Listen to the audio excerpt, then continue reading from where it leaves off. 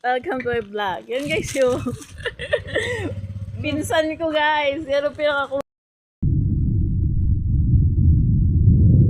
Yan guys. Oh, yan ang aking pinsan guys. Yung Pinsan ko yan guys. Hindi ko yung jowa. Siya lang kasi yung ka-close ko na pinsan sa side ng nanay ko. Wala akong iba ka-close sa pinsan. Siya lang. One call away lang to eh. Nahingian ko pa ng pera. Nagpapalibre pa ako guys. Yan siya guys. Pagkamalan kasi yan ikagawad na jowa ko. Pinsan po ako sa side ng nanay ko. Pinsan ko yan.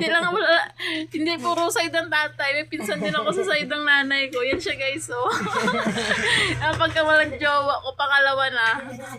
Kaya palagi ako nakaangkas sa kanya.